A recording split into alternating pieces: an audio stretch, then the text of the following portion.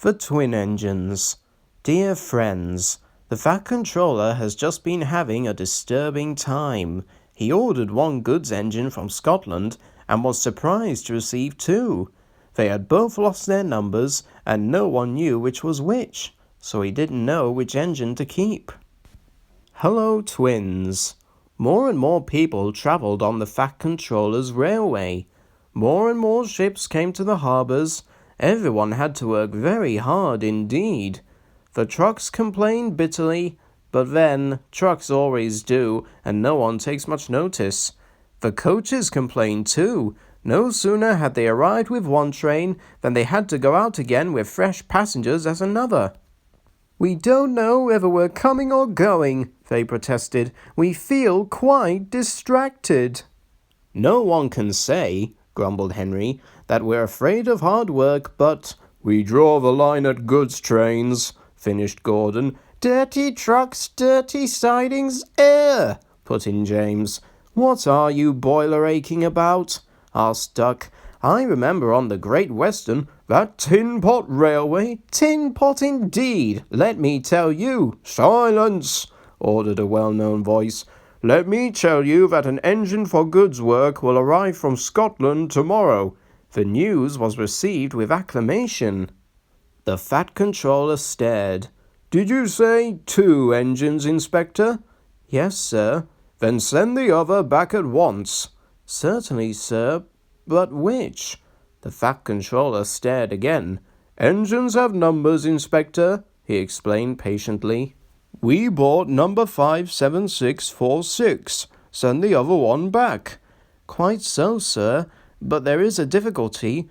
"What do you mean?" "The 2 engines are exactly alike, sir, and have no numbers. They say they lost them on the way." The Fat Controller seized his hat. "We'll soon settle that nonsense," he said grimly. The 2 engines greeted him cheerfully. "I hear you've lost your numbers," he said. "How did that happen?" "They're maun have slyly slipped off, sir. You ken how it is." The engines spoke in chorus. "I know, accidentally on purpose." The twins looked pained. "Sir, you wouldn't be thinking we lost them on purpose." "I'm not so sure," said the Fat Controller. "Now then, which of you is 57646? "That, sir, is just what we canna mind." The Fat Controller looked at their solemn faces. He turned away. He seemed to have difficulty with his own. He swung round again. "What are your names?" "Donald and Dougie, sir." "Good," he said. "Then your controller can tell me which of you is which." "Och, you'll get no muckle help for him, sir." "Why?" "He doesna ken our names, sir." "How could he? We only gin ourselves names when we lost our numbers." "One of you," said the Fat Controller, "is playing truant. I shall find him out and send him home. Inspector," he ordered, "give these engines numbers and set them to work." He walked sternly away. The missing coach. Soon workmen came to give the twins their numbers. Donald was 9 and Douglas 10. When the men went away, they were left alone in the shed. "You may have noticed, Dougie, that yon painters forgot something." "What did they forget?" "They painted braw new numbers on our tenders, but they put nane on us." Donald winked broadly at his twin. "You mean," grinned Douglas, "that we can—" "Just that," chuckled Donald. "Heard your wisht. Here's the inspector." "Now 9 and 10, smiled the inspector. "Here's Duck. He'll show you round before you start work." The twins enjoyed themselves and were soon friends with Duck. They didn't mind what they did. They tackled goods trains and coaches easily, for once the twins had shunted them, trucks knew better than to try any tricks. "We'll like it fine here," said Donald. "That's good," smiled Duck. "But take my tip, watch out for Gordon, Henry, and James. They're sure to try some nonsense." "Dinna fash yoursel," chuckled Douglas. "We'll soon settle them." Donald and Douglas had deep-toned whistles. "They sound like buses," said Gordon. "Or ships," sniggered Henry. "Tugboat, Annie," laughed Gordon. "Ha ha!" Donald and Douglas cruised quietly up, one on each side. "You wouldn't be making fun of us, would you now?" asked Donald. Gordon and Henry jumped. They glanced nervously from side to side. No, said Gordon. No, certainly not, said Henry. That's fine, said Douglas. Now just mind the both of you and keep it that way. That was the way Gordon and Henry kept it. Every day, punctually at 3:30, Gordon steams in with the express. It is called the Wild Nor'Wester and is full of people from England, Wales, and Scotland. There is also a special coach for passengers travelling to places on Thomas's branch line. When the other coaches are taken away empty, engines have to remember to shunt the special coach to the bay platform. It does not wait there long. Thomas, with Annie and Clarabel, comes hurrying from the junction to fetch it.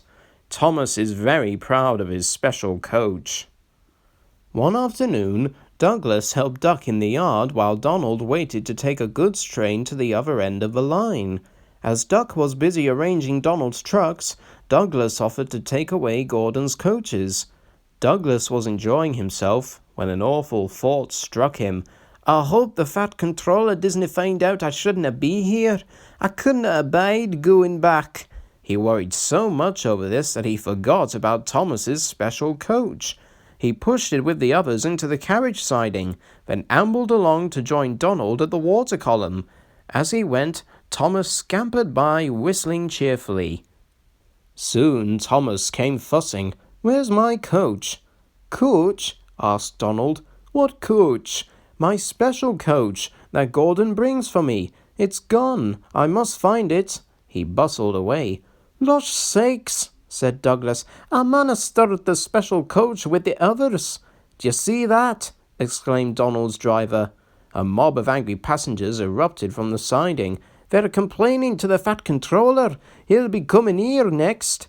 No, listen, said Douglas's driver. We'll change tenders. Then away with ye, Donald, and take yon goods. Dinna fash about us. Quick now, do as I say. The fat controller and 3 passengers walked towards them, but Donald, with Douglas's tender, number 10, was out and away with the goods before they came near. Douglas and his driver waited with innocent expressions. Ah, said the fat controller, number 9, and why have you not taken the goods? Me tender is away, sir. The driver showed him the tender, still uncoupled. I see. Some defect, no doubt. Tell me, why did number 10 leave so quickly? Maybe, sir, put in Douglas. He's sorry you're coming and thought he was late. Said the fat controller. He turned to the passengers. Here, gentlemen, are the facts. Number 10 has been shunting in the yard. Your coach disappeared. We investigate. Number 10, disappears too. You can draw your conclusions. Please accept my apologies. The matter will be investigated. Good afternoon, gentlemen. The fat controller watched them till they climbed the station ramp. His shoulders twitched. He wiped his eyes. Douglas wondered if he was crying. He was not. He swung round suddenly. Douglas, he rapped, why are you masquerading with Donald's tender? Brake van. The fat controller scolded both engines severely. There must be no more tricks, he said. I shall be watching you both. I have to decide which of you is to stay. He strode away. The twins looked glum. Neither wanted to stay without the other.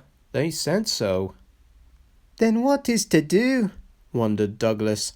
Och, said Donald, each man be as good as ever, so he'll have to keep us both. Their plan was good, but they had reckoned without a spiteful brake van. The van had taken a dislike to Douglas. Things always went wrong when he had to take it out. Then his trains were late, and he was blamed. Douglas began to worry. You're a muckle nuisance, said Donald one day. It's to leave you behind I'd be wanting. You can't, said the van. I'm essential. Och, are you? Donald burst out. You're nothing but a screeching and a noise when all's said and done. Spike Dougie, would ye? Take that! Oh, cried the van. Heard you're wished, said Donald severely. There's more coming should you misbehave. The van behaved better after that. Douglas's trains were punctual, and the twins felt happier. Then Donald had an accident. He backed into a siding. The rails were slippery. He couldn't stop in time and crashed through the buffers into a signal box. One moment the signalman was standing on the stairs. The next he was sitting on the coal in Donald's tender. He was most annoyed. "You clumsy great engine," he stormed. "Now you must stay there. You've jammed my points. It serves you right for spoiling my nice new signal box." The Fat Controller was cross too. "I am disappointed, Donald," he said. "I did not expect such clumsiness from you. I had decided to send Douglas back and keep you." "I'm sorry, sir." But Donald didn't say what he was sorry for. We know, don't we? "I should think so too," went on the Fat Controller indignantly. "You have upset my arrangements. It is most inconvenient. Now James will have to help with the goods work while you have your tender mended. James won't like that." The Fat Controller was right. James grumbled dreadfully. "Anyone would think," said Douglas, "that Donald had his accident on purpose. I heard tell," he went on, "about an engine and some tar wagons." Gordon and Henry chuckled. "Shut up," said James. "It's not funny." Well, said Douglas innocently. "Surely, James, it wasn't you. You didn't say." James didn't say. He was sulky next morning and wouldn't steam properly. When at last he did start, he bumped the trucks hard. "He's cross," sniggered the spiteful brake van. "We'll try to make him crosser still." "Hold back," whispered the van to the trucks. "Hold back," giggled the trucks to each other. James did his best, but he was exhausted when they reached Edward Station. Luckily, Douglas was there. "Help me up the hill, please," panted James. "These trucks are playing tricks." "We'll show them," said Douglas grimly. Come on, puffed James crossly. Get moving, you, puffed Douglas from behind. Slowly but surely, the snorting engines forced the unwilling trucks up the hill. But James was losing steam. I can't do it, he panted. Lay it to me, shouted Douglas. He pushed and he puffed so furiously that sparks leapt from his funnel. Ugh, groaned the van. I wish I'd never thought of this. It was squeezed between Douglas and the trucks. Go on, it screamed, but they took no notice. The guard was anxious. Go steady, he yelled to Douglas. The van's breaking. It was too late. The guard jumped as the van collapsed. He landed safely on the side of a line. I might have known it would be Douglas. I'm sorry, sir. Maybe I was clumsy, but I wouldn't have been beaten by yon tricksy van. I see, said the Fat Controller. Edward brought some workmen to clear the mess. Douglas was grand, sir, he said. James had no steam left, but Douglas worked hard enough for 3. I heard him from my yard. 2 would have been enough, said the Fat Controller dryly. I want to be fair, Douglas, he went on. I admire your determination, but I don't know. I really don't know. He turned and walked thoughtfully away. The deputation. He'll send us away for sure, Donald. I'm thinking you're right there, Dougie. The luck's I been agin us. An engine doesn't ken what to do for the best. Snow came early that year. It was heavier than usual. It stayed, too, and choked the lines. Most engines hate snow. Donald and Douglas were used to it. They knew what to do. Their drivers spoke to the inspector, and they were soon coupled back to back, with a van between their tenders. Then each with a snowplow on their fronts, they set to work. They puffed busily backwards and forwards, patrolling the line. Generally, the snow slipped away easily, but sometimes they found deeper drifts. Then they would charge them again and again, snorting, slipping, puffing, panting, till they had forced their way through. Presently they came to a drift which was larger than most. They charged it, and were backing for another try. There was a feeble whistle. People waved and shouted, Losh sakes, Donald, it's Henry! Dinna fash yourself, Henry! Bide a wee, we'll have ye out. The Fat Controller was returning soon. The twins were glum. "He'll send us back for sure," they said. "It's a shame," sympathized Percy. "A lot of nonsense about a signal box," grumbled Gordon. "Too many of those, if you ask me." "That brake van, too," put in James. "Good riddance, that's what I say." "They were splendid in the snow," added Henry. "It isn't fair." They all agreed that something must be done, but none knew what. One day Percy talked to Edward about it. "What you need," said Edward, "is a deputation." He explained what that was. Percy ran back quickly. "Edward says we need a depot station," he told the others. "Of course," said Gordon. "The question is—" "What is a desperation?" asked Henry. "It's when engines tell the Fat Controller something's wrong and ask him to put it right." "Did you say tell the Fat Controller?" asked Duck thoughtfully. There was a long silence.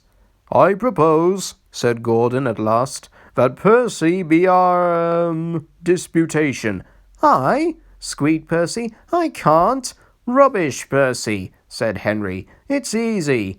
"That's settled then," said Gordon. Poor Percy wished it wasn't. "Hello, Percy. It's nice to be back."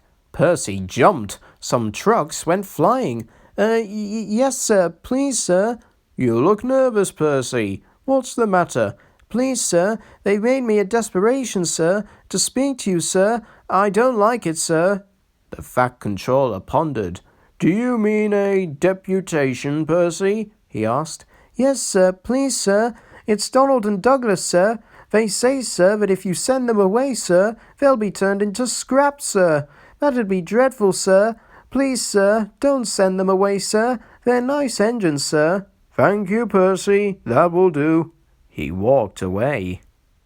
"I had a deputation yesterday," said the Fat Controller. "I understand your feelings, but I do not approve of interference." He paused impressively. "Donald and Douglas, I hear that your work in the snow was good. What color paint would you like?" The twins were surprised. "Blue, sir, please." "Very well, but your names will be painted on you. We'll have no more mistakes." "Thank ye, sir. Does this mean that the both of us—" The Fat Controller smiled. "It means—" But the rest of his speech was drowned in a delighted chorus of cheers and whistles.